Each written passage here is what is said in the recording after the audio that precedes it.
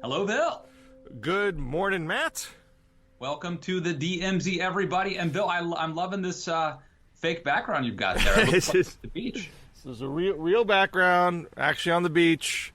Before anyone gets too jealous, I'm single parenting for the time being. My spouse will join us later, but I'm just taking care of business all the time. This is your second vacation in 3 weeks.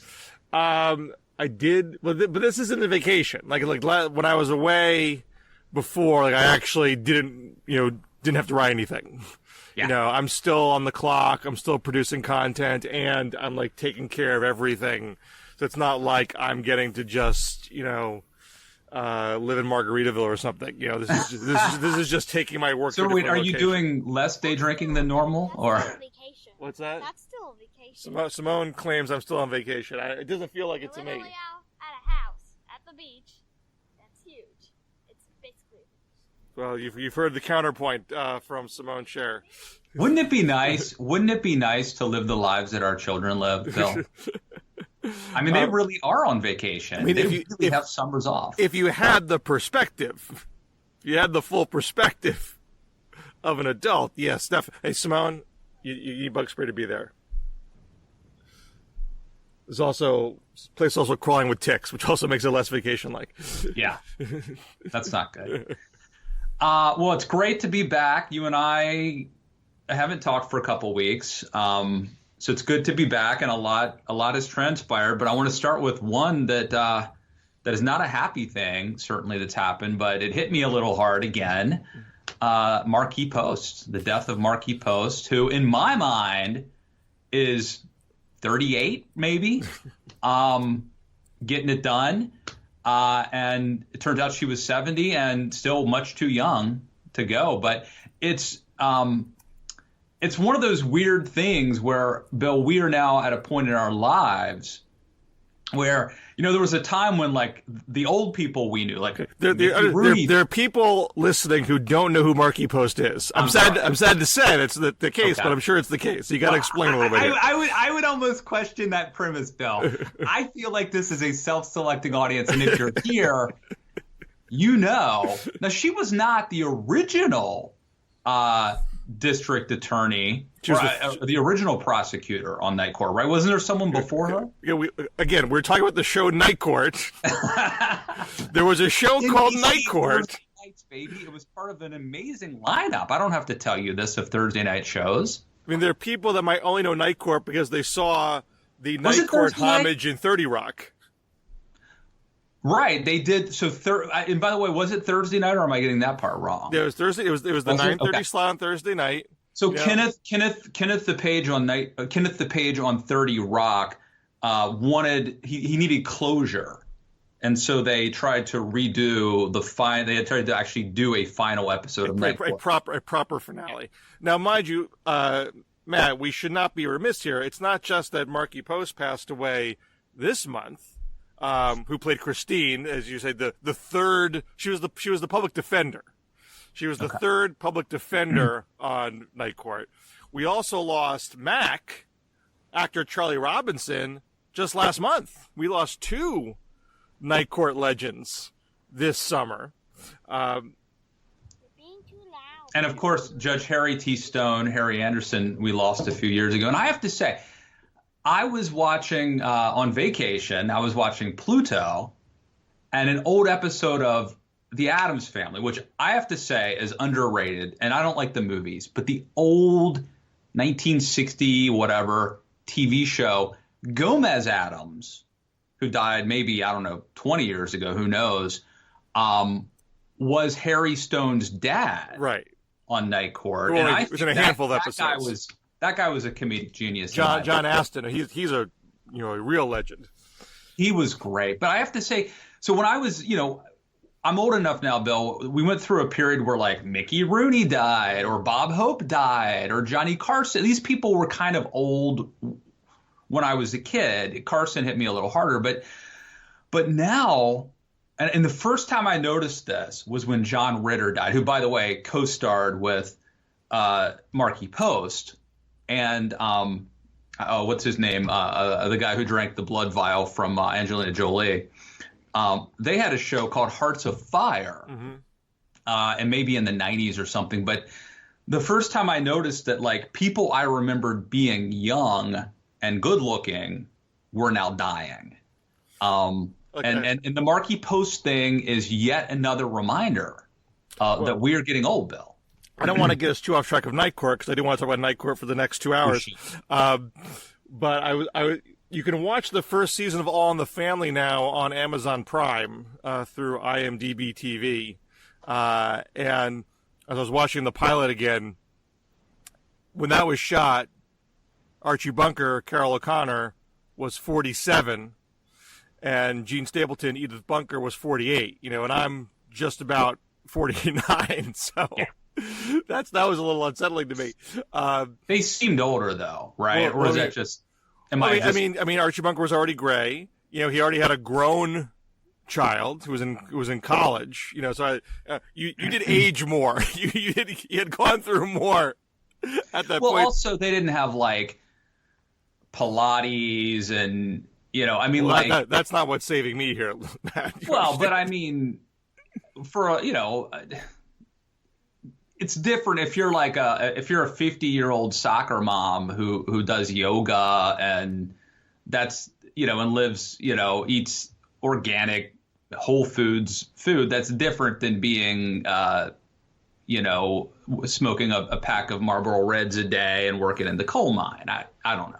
Well, let's get back to Night Court here because I feel like Night Court has not entered the canon of legendary TV shows, in part because it was always a pretty lowbrow show. It was on the classic must-see TV Thursday night NBC, but it was up with Cosby Show and Cheers, so it always seemed like a little lesser than those which had more of a rarefied reputation. But also, it's not streaming anywhere. You haven't been able to binge watch Night Court. I don't know when. So people aren't rediscovering it right now. Is John Larroquette still with us, Bill? He's still with us. Okay. I believe Bull is still with us. Roz is still with us. As Richard Mole and Marshall Worth. Roz was the third bailiff. I mean, it was always a macabre joke because the bailiffs in the show kept dying. Selma died, and was Flo? Was Flo the second one? It was Selma, Thelma, and then Roz. Thelma, okay. But I've gotten into the habit of searching on YouTube for Night Court clips when I just need like a minute. I need a minute of procrastination. And there was a sharpness to the slapstick. There was genuine writing chops and acting chops involved, even though a lot of the jokes were lowbrow and grotesquely sexual, particularly with John Larroquette and Dan Fielding.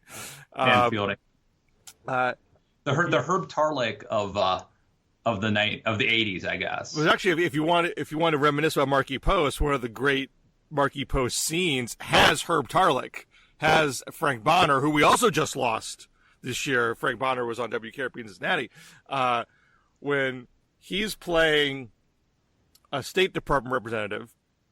This is in the 80s.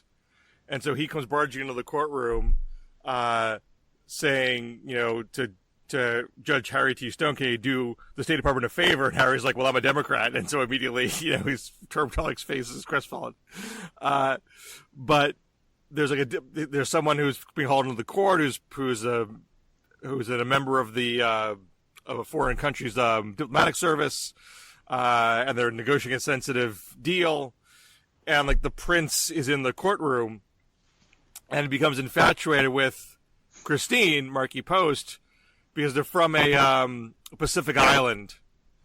And he is blown away that one, Marky Post is wearing lots of clothes, and two, that she's talking to him without any kind of deference. And he's looking at her like, can you button that top button for me? I mean, obviously it's the kind of '80s humor, which you would never it would never get past anyone today. Well, I mean, it's not even 80. I just we just observed the anniversary of Robin Williams' death, Mm-hmm. and so I showed my kids for the first time Mrs. Doubtfire, which probably as a movie probably doesn't get greenlit today, or if it does, it's very different. And then I was just listening to even more modern. I was listening to Bill Simmons has this podcast called The Rewatchables, and they just did Superbad. They talked about the movie Superbad, which I think is from 2007, which is a movie that like it's not that old, but I don't think it gets made today either. I think Mrs. Doubtfire could get made today. It would definitely be different. You think it could get made today? I haven't watched it a bit, but what caught you that would make you think that the concept would not fly today? Would the idea? I mean, it's not as bad as Bosom Buddies per se, but would the idea of someone, cross-dressing and that's funny, fly in an era where trans rights is a big topic? I mean, I still think you could have a concept where a divorced dad wants to see his kids and therefore get dresses in disguise. Like that to me doesn't directly, challenge any concept of transgender rights. Bosom Buddies is let's dress like women so we can sneak into a women's only apartment building. Which is created so women can feel safe. Like that would not get greenlit today, or if it did, it would be wildly different. Yeah. And Night Court had not only a bunch of jokes that would never fly today, but I also kind of feel like how did I get to watch this as a kid? How is this on primetime television that everyone could see it? It's funny the range between like 8 p.m. when Kaz came on and 9:30. Yeah. After it's hours. It's not like this was on at like 11 p.m. This was on at 9:30, I think, as I recall. Yeah. And at some point there was like maybe it moved around with Wings or something else later in the run, but it was pretty edgy, and but it also I do think it had a heart as well. Which is why Kenneth LePage loved it so much and wanted to see Harry and Christine get together in the end. That's right. And I don't know, did they, we have the problem of jumping the shark, right? When Dave and Maddie from Moonlighting get together, or when Pam and Jim or whatever. Oftentimes, was that relationship, or Sam and Diane, whatever, was the Harry was the Night Court relationship consummated? No, they never jumped that shark. I think there are a couple episodes where they kind of get a little close, but they never went there. I think the show jumped the shark in a more abstract way. Those last couple seasons they were definitely running on fumes. But at their best, they were fantastic. Look, 70 ain't what it used to be, and you could be 70 now and look 50 and you're playing tennis or golf, whatever. But I was a little taken aback to learn that Marky Post was 70 and that she was dead, of course. And I would say maybe a little bit of my childhood is gone now, Phil. Maybe a little bit. And again, the John Ritter I think John Ritter was maybe the first, and that was like 20 years ago almost, probably. And now Marky Post. So we will hopefully someday Night Court will get back on Netflix or Hulu or something or other. We can maybe we start that movement here. Let's get down to business. I think 50 minutes of Night Court. Again, I would rather do 2 hours, but that's not bad. We need a podcast, an audio podcast where we just talk about the things that you don't want to talk, that you push me to move on for the sake of the DMZ. So I think we got 3 things that we should talk about. Sorry? And I hate to interrupt again, and I promise I'll quit interrupting, but I do want to say, Bill, you and I have gone around the country doing, when I say going around the country, we went to Texas once and we did a Zoom speech once, but we have a little spiel that we do where we talk about how people can get along together despite having different political views. Mm-hmm. I think love of pop culture. We should put that into our talk. Night Court brings America together. Night Court had, it was racially diverse. It had strong male and female characters. It had elements of, liberal politics and conservative politics. It's pretty, you still probably showed lean left, but I felt like, all views and elements of society, it all comes together in the New York City judicial system after midnight, Sex workers. It was America's show. Yeah. Anyway, right. So we have, it's hot infrastructure summer. It's a new day in Albany. And we have the rolling controversies around school mask mandates. What do you want to get to first? Let's start with hot Joe summer. Infrastructure week sort of finally happened, right? Well, I mean, it ended on a Tuesday, so I felt like I was shortchanged my full infrastructure week. But we're not over. Obviously, this is still up in the air what happens in the House. So it passed the Senate. Senate passed both the bipartisan infrastructure bill, which I think we can call the BIB now, and also passed the budget resolution, which is meant to be the second of the Democrats' two-track plan to do a whole bunch of non-traditional infrastructure. If you still charitably want to call it infrastructure, maybe you don't. Maybe you don't. Maybe you think I'm spinning there. But still, a bill. I'll permit it as long as you use scare quotes. Okay. With an initial top line of $3.5 trillion over 10 years, and Pelosi is saying she's not going to put the bipartisan bill on the floor until infrastructure passes the Senate. You have AOC saying, backing up, saying we have an undefined number of people in the Progressive Caucus that won't do the bipartisan bill first, and you have a handful of moderates at least saying that we should do infrastructure first. Haven't quite gone as far as leveling threats, except for arguably two, Kurt Schrader and Ed Case. Schrader says he's not voting for the resolution at all. Ed Case has said that they should schedule a vote. They won't vote for the resolution unless they schedule a vote on the bipartisan bill first. That's two. They can't lose four, or they can't pass the resolution. So I think it's an open question whether this could fall apart. I mean, I think fall apart is strong. I think let me say this. I think the moderates have the power to say, you have to do the bipartisan bill first. I'm not going to let you do the resolution, and you can't, just again, the parliamentary weeds here. You have to pass a non-binding budget resolution first, which includes budget reconciliation instructions to the various committees, to then write a reconciliation bill, which can be immunized from filibuster. Those are the rules. The House moderates could say, and it only takes at least four, to say, you can't do the resolution. I won't vote for it unless you put the bipartisan infrastructure bill on the floor first. Now, the counter to that is to say, well, if AOC is saying some number of progressives, which he has put into, she said double digits, she said majority of the Progressive Caucus, and the Progressive Caucus is 96 people. They said they did a poll of the Progressive Caucus and found a majority. But they've yet to put a hard number on it, which makes me dubious, and I'm reluctant to assume that number is 48, 49, based on the verbiage that they're using, because who many people responded to this poll?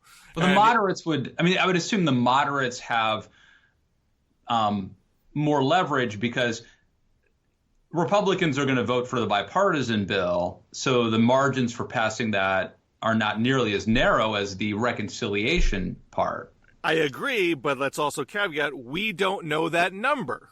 We don't know how many Republicans will vote for the bipartisan bill, so we don't know how many progressives AOC needs to actually exert leverage there. And maybe this is making the moderates hesitate from making a full-blown threat because they can't be 100% sure that they can play that card and know they can follow through, because they probably haven't done that whip count yet. But I would think that, there's a problem solvers caucus that has 29 Republicans in it. The problem solvers caucus chairs are for the bipartisan bill. The caucus had previously proposed a infrastructure bill, which is very similar to what the Senate produced. So I think there's a good chance you would get upwards, of 20 or 30.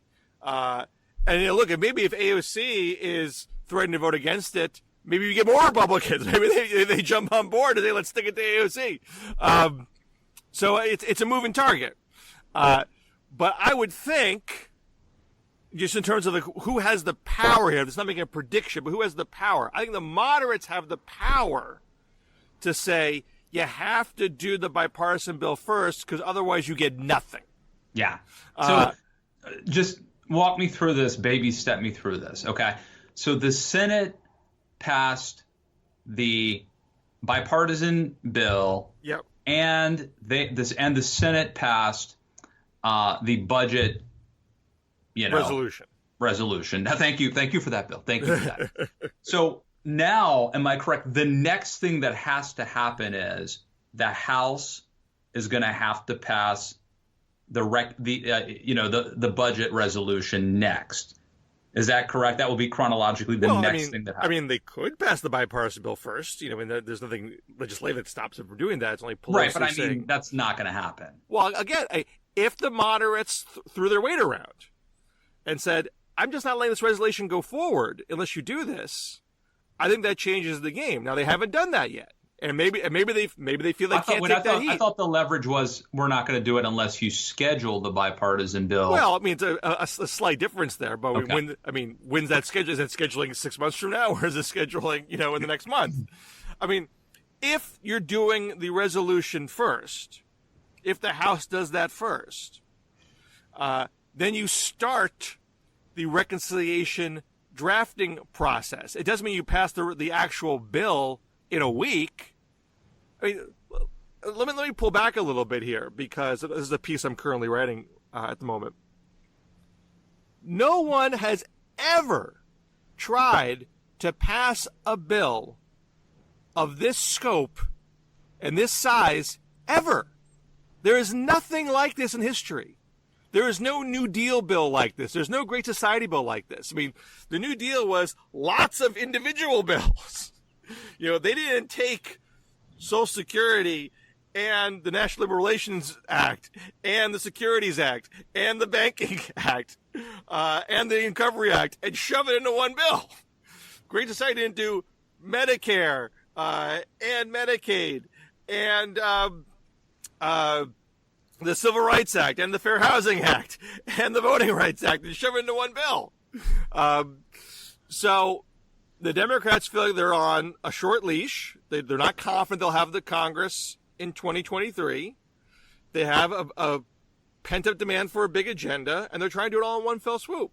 Are you talking about the are you talking about the budget resolution, or are you talking about the human infrastructure? The resolution is that the money would be earmarked for. Right, the latter. The resolution is a precursor to doing the final bill. And once you do the resolution, you have to draft the final bill. You actually have to do the legwork to create the bill. And there's a ton of stuff in it. I don't know how many superlatives I can use. It's like Simone Biles doing the triple twisting double somersault. No one has done this before. And we're seeing that Democrats are not in 100% lockstep on it yet. It's not like they already have the ducks lined up, and as soon as the resolution, it's go time. Sinema and Manchin voted for the resolution, but then said 3.5 trillion is too much. And then you have House moderates indicating the same. So, and if, Jonathan Cohn at the Huffington Post had a Twitter thread, who pointed out, if you cut down this bill, you're likely cutting down, chunks of programs. It's not just, in theory, you could trim everything, but, more likely you're taking something off the chessboard. So that's a very complex negotiation that we're about to enter into with no clear sense of timeline. There's certain things that there's surface transportation stuff that expires at the end of September. So there's going to be some pressure to get that part done. Let me stop you and ask you a stupid question. Yeah. I just want clarification here. Okay. So AOC and the progressives who are demanding that we pass these things or that the House pass these things in tandem, okay? Yeah. Do they want to pass the budget reconciliation bill at the same time they pass the bipartisan bill, or do they want to pass the actual human infrastructure bill at the same time they pass the bipartisan bill? Well, you says the same thing. I mean, the budget resolution versus the actual bill. Well, I'm the only person making this point, so I feel very, very much on a limb here. I feel Pelosi's language around this has been fuzzy at times. There's one point where she talked about having the parameters of the budget. And she was asked point blank in a press conference a month or so ago, and where her was like, wait, did you mean the reconciliation bill or do you mean the resolution? Then she ignored the question. Yes. Now, AOC and her crew clearly mean reconciliation. They want the human infrastructure bill in hand, that the Senate has done that part, so they can't get hornswoggled later. Right. But, and look, all of Pelosi's body language is to sound like she is on the same page as that. So if she did try to exploit her past wiggle room, she would definitely upset some progressives. But if the moderates decided to use their leverage and block the resolution, I think Pelosi could try to say, look, we have the resolution here.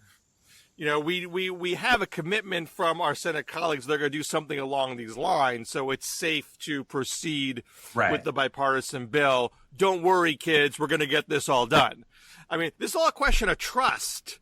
Right, I mean, because it does sound to me, Bill, I mean, if the goal of Democrats is to vote for the reconciliation bill at the same time as the bipartisan bill, that could scuttle both bills. You could end up with nothing potentially, right? I mean, there's always risk of getting nothing. Now, I think this is all in a too big to fail folder for Democrats. They really can't get nothing here.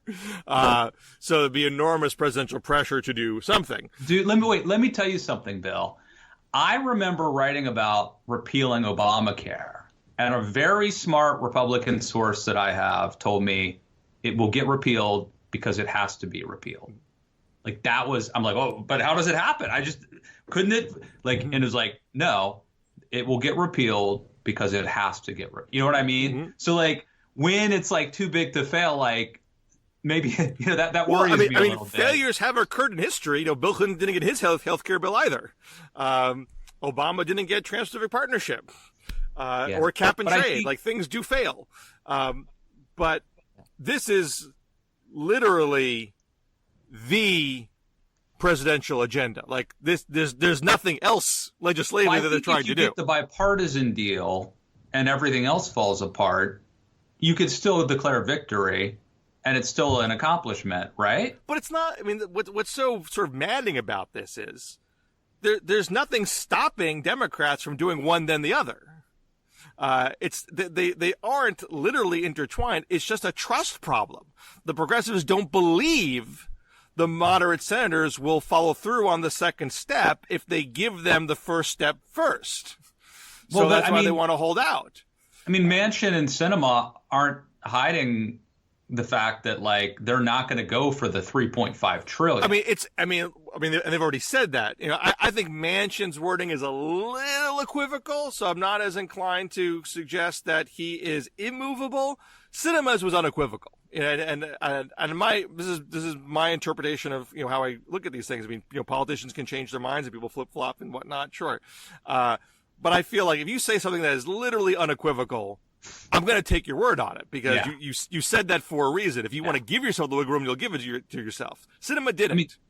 I understand I mean, I understand strategic ambiguity as it pertains to like, we don't want China to know what we're going to do with Taiwan. You know what I mean? But like, is it a problem that we don't really know what the Democrats are going to like, that we don't let no one knows exactly how this is going to play out? Like, is that a problem? Well, I think it's a bit of a problem for Democrats. Well, that's what I mean. Is it a problem for them? It's kind of weird for AOC and the squad to say you have to do X before Y when you don't even know what Y is yet. I mean, that bill's not baked. X is baked. And this is going to be, I think, the moderates' point. Like, I have a bill ready to go here. Yes. We have weeks, probably months, before fully negotiating out the reconciliation bill. Why would you hold up what you have in hand when you have a bird in the hand is worth two in the bush? Right. And you know, the more they postpone passing that bipartisan bill, the more chance there is for something to go wrong or for the political dynamic to change, right? And a person who has communicated that as a philosophical touchstone is Nancy Pelosi. She is the one who has said, and she says recently, she said this in the Obama times, you count the votes and then you take the vote because you don't know what could happen. I've got a couple of analogies that come to mind. One is George Costanza's. If you get a date, you get off the phone immediately. It's like robbing a bank. You don't wait around out front for the cops to show up. But another one is I used to fly out of LaGuardia Airport all the time, and I got to know this dude who worked there, and he was the super nice guy, and he was always very helpful. Like if I showed up early, he would just put me on the next American airline, flight to DC, and apparently like Tim Russert befriended him years ago, and he told me that Tim Russert's motto was seaplane, take plane. Like there was no like, well, I've got a first class flight at 11, and even though I could take the 10 a.m., I'm going to no seaplane, take plane. So that stuck with me. So to go back to what you're saying before, Democrats are not going to get 3.5 trillion in all likelihood. There'll be some cutting it down. Now, maybe it's 3.4, maybe it's 3.3, or maybe it's 2, maybe it's 1.5. I don't know how much leverage moderates can exert here, or how much or what their end game is. But there's going to be negotiations here, and we don't know how long they're going to take. So moderates, I think, have a leg to stand on to say, look, I'm not. Someone asked me in my Twitter mentions, why would moderates make this play? I mean, they're going to get both things if they just play along. And again, I can't read the moderates. I don't know how far they're going to take it, but I would think their consideration is they're more vulnerable in 2022. Yeah, they want to show off a standalone bipartisan bill. They don't want it wrapped up in the larger bill. And they want it now. The poll numbers are a little shaky now. Yeah. And they want to bring home that win now. And they don't want to have to go home, in the recess and explain, well, we're not getting this now because AOC says I can't have it now. That's not what they want to say, in their districts. Seaplane, take plane. Let me ask you this though, Bill. This conversation that we're having, I'm not. And by the way, I've gotten to a point now where I kind of feel like I've lost the thread on so many things. Like I used to really have a handle on what was happening, and I feel like Trump broke that somehow, even though he's not even there anymore. But like I feel like this discussion, I'm not seeing this. Like I'm not reading about like, the conversation that we're having now. Like are there things being written or are cable news segments being done on like this question, like when are they going to do the bipartisan bill, and is it going to be like with the budget, with the resolution, or is it going to be with the reconciliation bill? Well, I mean, I think most of what I pick up on is mostly hearing the progressive narrative that this is not going to go through the House. The bipartisan is not going to go through the House until reconciliation is done, and that's that. And maybe it is that could be that simple, but. And there's a little bit about Manchin and Sinema being roadblocks here, but we haven't heard much speculation about what the House moderates might do here. I mean, there's a little bit out there. I mean, I'm not totally making this up. I mean, I think Roll Call has done the most reporting on this. They've said there's 8 to 10 moderates talking about holding on the resolution, but they haven't pulled the trigger on it. We'll find out soon enough because there's only so much time left in the year. But yeah, I don't think we've really dug into how complicated what is lying ahead of us. I really like the way you put that. And as a conservative who is having a hard time convincing people of how, kind of radical Biden is because he seems so temperamentally moderate. I mean, the way you put it, Bill, when you were like, the New Deal wasn't one bill. Mm-hmm. It was a series, are you going to write this in a column? I'm working on it right now, but okay. But let's. You're going to make that point, though. That is definitely my point. Okay. But I do want to be a little careful. It's not. This isn't full communism, They didn't put public option in this bill, which was, a year ago. Every progressive I talked was like, well, they have to do public option. It's not in this bill, and no one's complaining that it's not in this bill, which is kind of wild. So it's not as if they're taking the most radical tack in every area they are pursuing, but they are pursuing a lot of areas and being fairly ambitious in those areas. I mean, so let's just to lay this out. It's free preschool, it's free community, what they want to do, free preschool, free community college, massive expansion of long-term elder care in Medicaid. It's expanding Medicare to include dental, vision, hearing. It's some very big climate investments. Each of these things could be its own bill that is hotly debated and marked up and negotiated and compromised. And it's pathway to citizenship for undocumented immigrants. And it's an overall of the tax code to make the wealthy corporations pay more. And this is going to be called an infrastructure bill. I mean, what I think is interesting here is I don't feel like Democrats are sticking to that word religiously. Well, technically, the bill isn't called that anyway, right? I mean, there is a bill, but that the word infrastructure may not even be in the bill. I mean, it may be somewhere. I don't know. But I mean, like in the title of it. We'll find out. But when Biden first proposed this, it was he passed the American Rescue Plan, then he proposed the American Jobs Plan and the American Family Plan. There was a rhetorical framework. It told a story. We're coming out of the pandemic. We're going to create a lot of jobs through physical infrastructure, and we're going to give families the help they need with their day-to-day lives so they can more easily enter the workforce. And that narrative, story, and framework, I feel is gotten lost because you're entering into a period of intra-party negotiation, and the news is about the jockeying.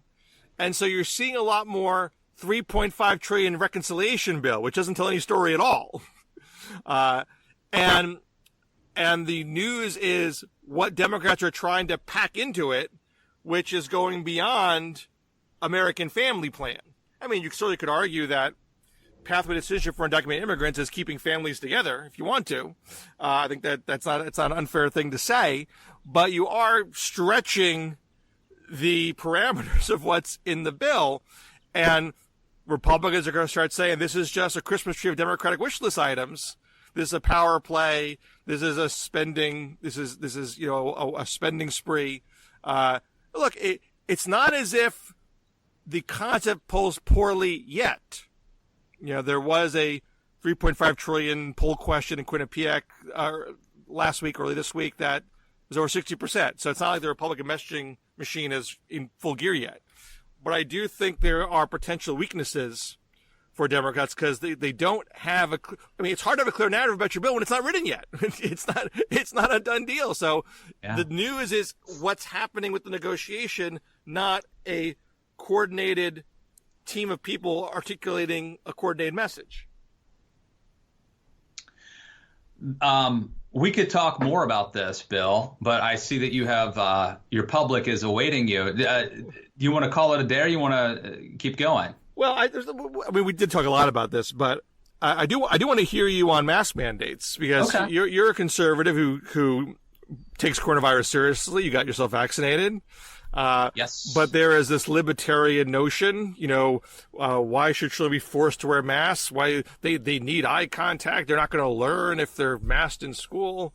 But Delta variant is causing a lot of damage, and kids might be less susceptible to it, but it's not that they're totally immune from it. They can die from it and get seriously ill from it. So, where should conservatives be on school mask mandates? Well, I think one thing is that we should not support Governor DeSantis threatening like local school boards or local communities, with punitive, punishment or whatever, if they try to impose it. So you're being a true blue, intellectually consistent conservative who wants to defer to local communities and school boards. That's correct. That's where I am on it.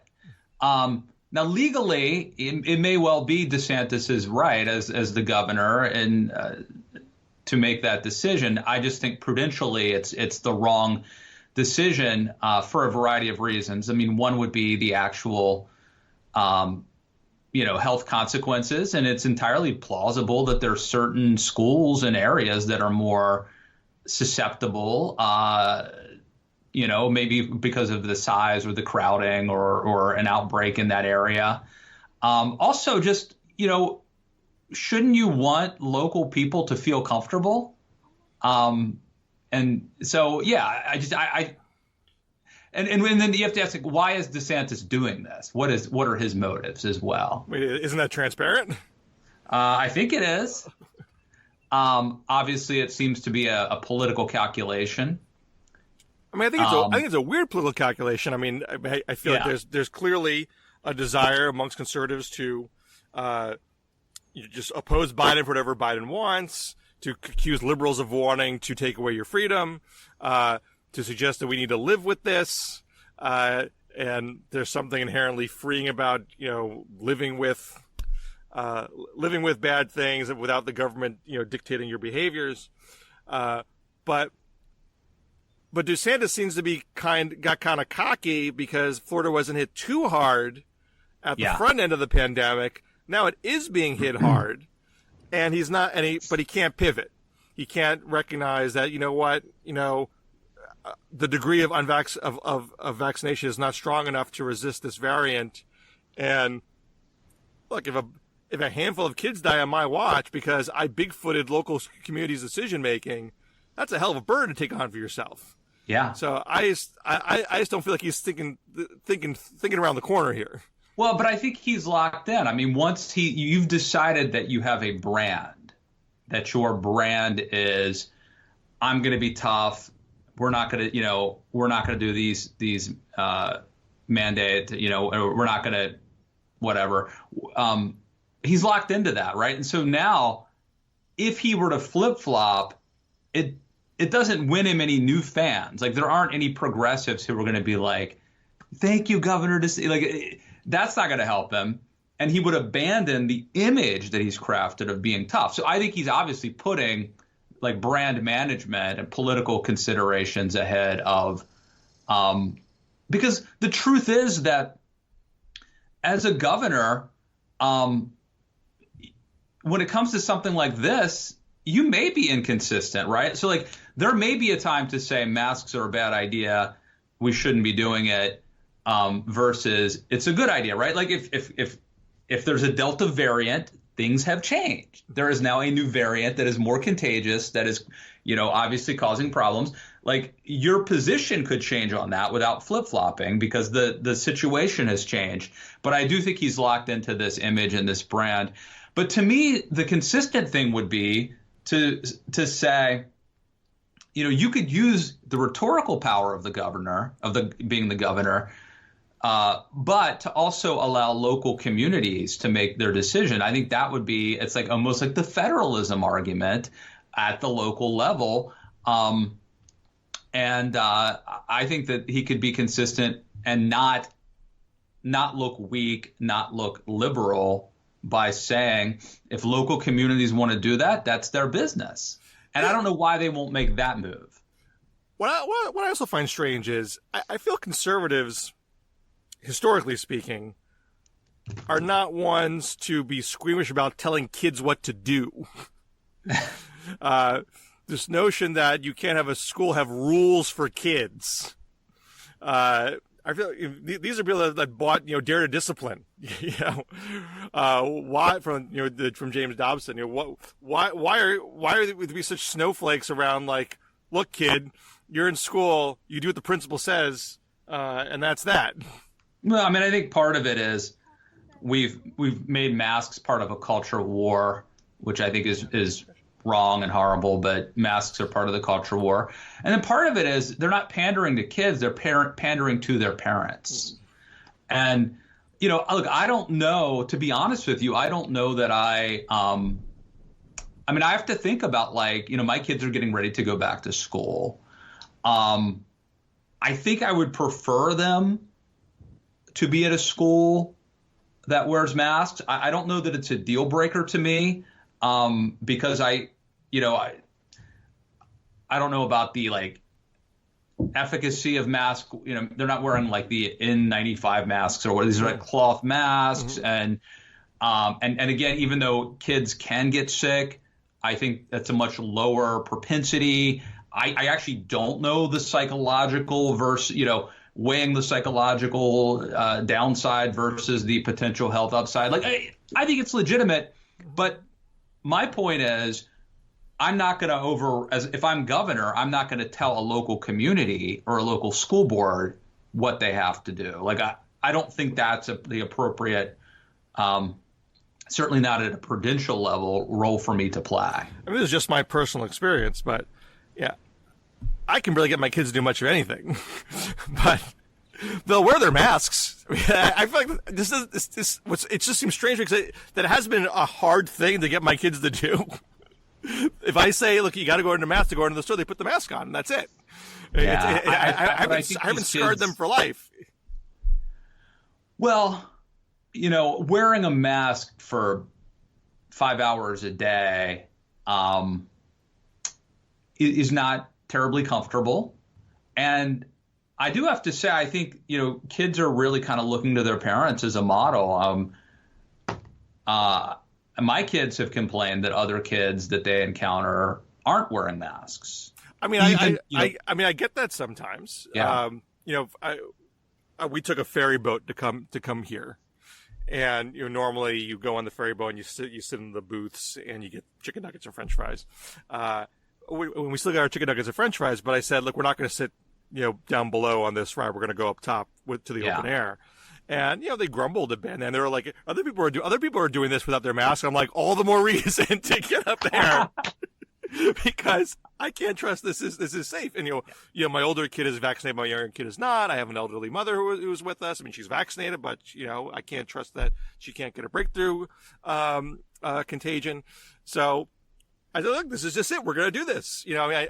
There's a part of me that worried about trying to explain why we have to do it and other people don't have to do it. But then that's also part of the parenting job to say, look, it is. Other people are making decisions that I don't agree with and think are unsafe for you, and I'm not going to follow suit. It's a big part of life, is doing things that other people disagree with, that you think are the right thing to do. It's a good lesson to learn. So anyway, I think that's where I am. I don't know if it's the sexy. I'm probably going to write about this today, Bill. I don't know if it's the sexiest position, but I think my position is consistent and utterly defensible. But I just don't know if it's the sexiest thing to say, which is that I just, if local communities want to do something, I think it's smarter in terms of unless it's something really outrageous or egregious that they want to do, they should know better. This is a conservative insight. They're closer to it. Instead of this top-down knowledge problem, they ought to, generally speaking, the person closer to it has a better sense of what their community is like. And then also just, you want people to buy in, and people are more likely to buy in if they feel like their community values are being respected. So I don't know. To me, it's a conservative thing. Well, but we should wrap soon, but quickly, I do want to touch on the Cuomo resignation. Yes. On the last show, which you were not here for, I mused that maybe you could still potentially survive this, depending if the votes were there in the legislature to avoid impeachment. But I think it was getting pretty clear that the votes were there to impeach and convict, and so he made the call that he made. I wrote a piece of the Monthly afterwards saying this is evidence that Democrats do a better job policing their own than Republicans. I mean, this happened because there was poll data showing that most New York Democrats wanted him to resign. There were the votes to impeach in the Assembly, and looked like there were votes to convict in the Senate. And there certainly were enough saying that he should resign in the Senate, and you could then extrapolate that perhaps that would vote to convict too. If Democrats didn't have that sentiment, Cuomo would still be there.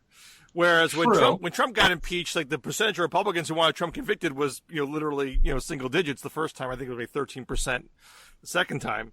And it's not just true. And I saw at the Bulwark, someone was like, well, this shows what a cult of personality that the Republicans are. But it's not just Trump. It's Matt Gaetz. It's Jim Jordan. It's Ronnie Jackson. These are people who are accused of sexual misconduct or covering up sexual misconduct. And it just rolls off the back of the Republicans. So it seems like there was that guy, Greitens. Oh, I forgot to mention Eric Greitens. Of course, no, but he was pushed out. He was pushed out, but I was running for Senate again, and he may win. Yeah. Did Trump endorse? Did Trump endorse Greitens? I don't know, but I guess he would be the exception. I mean, he obviously did leave. Look, here's my take, Bill. Obviously, Democrats many years ago circled the wagons around Bill Clinton. And let me just say this. We've had a change in attitude since Me Too. Let me play devil's advocate here a little bit. More Republicans voted to impeach Donald Trump than Democrats voted to impeach Bill Clinton. But I agree with you fully that in the Clinton era, Democrats had a different mindset. They took the, we can't hold politicians to a ridiculous standard. I'm talking about the Senate trial. The Senate trial. More Republicans voted to impeach a Republican president than has ever happened. There's never been a political party. This is the second time. The second impeachment, yes. Not the first. Yeah. The second impeachment. I'm glad. It's amazing that we have to clarify which impeachment we're talking about. I'm almost done here, so okay. But again, there are other politicians here that are getting a pass from Republicans, whereas Democrats dumped Al Franken, the Democrats dumped some people pointed out, these are things where Democrats get replaced by their Democrats, so it's no big thing for Democrats to toss one over. But in 2017, there was a Nevada Congressman, Ruben, I can't remember how to pronounce his last name, Calhoun, perhaps? Forgive me if I totally botched that. But he just won a swing district, and Pelosi said, get out. Now, he didn't get out. He didn't resign immediately. He didn't run for re-election. But Pelosi was repeatedly pressuring him to quit, even though they could have lost that seat. The thruple woman? Well, that's an interesting case because I think the facts of that case are on the murky side. And, But she was pushed out, basically. Well, she says she wasn't. Katie Hill says that Pelosi told her she did not have to resign, but she thought she did anyway. So she says it was totally her call and not party pressure. And so there's a question whether, she was a victim of a revenge porn attack from her ex-husband or estranged husband. She was in a consensual throuple, with a campaign staffer, which you usually can say is inappropriate, but I don't think the staffer was complaining. These are adults. I just want to know what the rules are, Bill. Well, and there's some allegation that she was having an affair with a congressional staffer, which I think she denies. So you could certainly say that would be a violation of congressional rules to do that if that happened, but she's saying that didn't happen. So there's some murkiness there, and Pelosi apparently didn't push her out. She resigned on her own.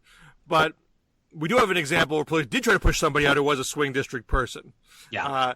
So I think the totality here is Democrats, and we also have the Scott Stringer case in the New York City mayor's race, where there are some people on the left saying, "Hey, you're railroading this guy. There's some evidence that he didn't do these things." But even the most progressive said, "Yeah, you know what? I'm not so sure, and I can't bet the farm on this guy. I'm gonna pull my support and throw it over to Maya Wiley." So there's definitely a stronger interest amongst Democrats to say, "Look, we just don't want this in our party. We want to be cleansed of this." I think there's two. So I think it's true, but I don't necessarily think that it's the purest of motives. I think there are two things at play probably. One is a sense we're not going to get dragged. Our revolution's not going to be stopped because of your baggage. Like if you become a problem or you become baggage, I think it was Eric Cartman who once said, "I love you dearly, but if you become compromised, I will take you out." So I think that's part of it. That's a mentality. No one person is big enough to take down our movement. And the second thing is, and this is specifically involving Cuomo, we've moved past the time where, like, if you vote right, we're going to look past the Me Too violations. Like, I think that the Me Too thing has got I think the Scott Stringer case belies that. I think it's more to your first point. Scott Stringer was, progressive. He had the Working Families Party endorsement. He was in the midst of consolidating the left in that race. And when he became compromised, most progressives said, "You know what? I got other progressive choices here. I don't need you." Yeah. But it's not like you've become compromised or you did something bad, so we're going to let a Republican take over for a while. That's not really happening, right? Well, I know in a case of like a hardcore progressive, there's a case study to look at. But you do have a swing district congressman from Nevada. There was a risk in losing that seat by having him not run again or quit early. And Pelosi said, not worth it. And I do think, though, that there is a change in the sense that there was a time when, look, Bill Clinton was saved because feminists basically said, but he's good on abortion, And Harvey Weinstein believed that he could buy indulgences by giving money to go up against the NRA. I think that there was a sense for a long time that if you were a liberal progressive dude, you could get a pass on this as long as your politics were right. And I think those days, for the better, are now gone. Well, I think in the Clinton case, it was more than just the issue set. There was a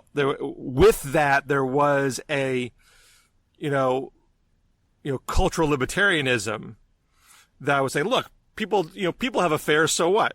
And even joking amongst, I think there's one article about, some leading feminists joking about, wanting to be with him and being very dismissive of Monica Lewinsky.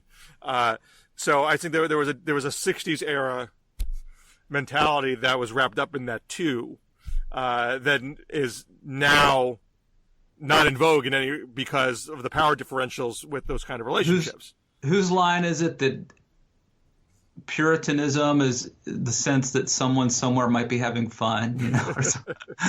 So, but I think to your initial point, not to absolve. Part of the thing is, and I just read this whole interview with Ryan Adams. I don't know. Are you a Ryan Adams fan, Bill? I am not a Ryan Adams fan. I feel Ryan Adams is overrated. Okay. Well, he just gave an interview to like LA Weekly or some outlet.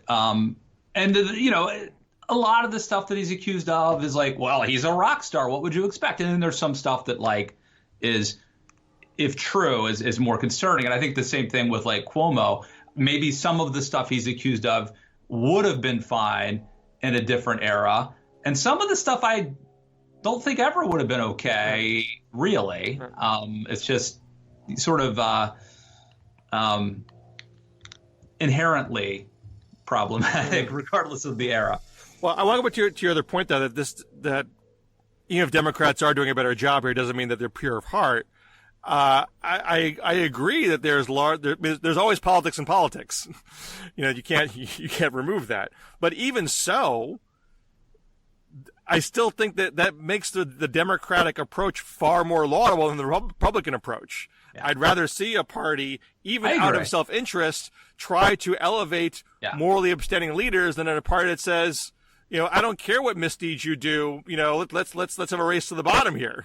Yeah, no, I agree. It's the incentives, and the incentives on the Republican side are flawed. Bill, I hope you are wearing SPF 50 right now. Do you wear a daily sunscreen? Well, I don't sit in the sun all that much. So if I am, it's probably you should do it anyway, even if you're not in the sun. I think it's early enough in the morning that the UV rays are not going to get me. But, I'm going to disagree. We'll find out, in a few hours, I guess. But I'm going to go back inside after this. So it's not that you're going to get a sunburn, Bill. It's that the sun can do. Just because you didn't get a burn doesn't mean that it's not doing some sort of. I don't want to freak you out here, but you can't tell me what to do, Matt. I don't need your sunblock mandates. Well, I'm not going to mandate it. I'm going to use the power of persuasion to encourage all of us to wear. I'm sick and tired of you trying to take away my freedom. I think you've made a very valid point there. All right. Anyway, I hope you enjoy your working vacation. It is a working vacation. Middle class guys like me, Bill, we get, maybe if we're lucky, we get one bite at the apple. We don't get two. Can I tell you a random fact here? Yeah. So I'm on Long Island. I'm in the Hamptons. The Hamptons. Say hi to Don Lemon for me. About partying in his convertible. I've never been to a Southampton party. Right, like a block from where I am. Right now it's a golf course, so it's not very interesting. But it used to be two things. It used to be a compound of a woman who was the leading activist to repeal prohibition and ran the anti-prohibition campaign from the compound, a block from here. And after her, the place was purchased by a labor union, and it was the summer getaway for the union families. And I don't know if labor unions have that kind of thing anymore, where they have the resources to have vacation getaways. But for the longest time, that's what happened over here. They should totally do it. It's a great idea. And we should have that for members of the Patreon community, where, Bill, you've got access to this place at the Hamptons. No, I don't think we could put up. I don't know if we could put up Carrie in August. I don't know if the different members, Jonathan, maybe in October, Bill, we could arrange something where, like a timeshare, where the members of our Patreon community, they go to the Hamptons for a long weekend. That's building community, Bill. If I own this property, I would do it in a heartbeat. But I do not own this property, and I can't pull it off. So you're saying there's a chance. Always good to talk to you, Matt. It's nice to be with you again after a week off. I feel like the spark is back. Sometimes absence makes the heart grow fonder. So here we are. And we'll DM Zoom tomorrow. That's the plan. I'll text you to try to line up a time. I'm gonna we're going to start doing it, at least I'm going to start doing it a little less frequently than during prime COVID season, when we were getting, I think people are a little, I don't know if it's August or if it's just Zoom has, people are starting to get a little tired of Zooming. So we're going to have to adjust for the new normal here. All righty. But we will be having a conversation. And by the way, Bill, if people want, because this could be your last shot, probably not. But if people wanted to engage us in conversation, and that's what it is, this isn't just watching Bill and I do this. How could they do that, Bill? I'm sorry, if they want to watch us on the Zoom. If they want to engage in a DM Zoom. You need to be a Patreon supporter. Just it can be $1, but anything will get you in the VIP room, in the DMZ Zoom.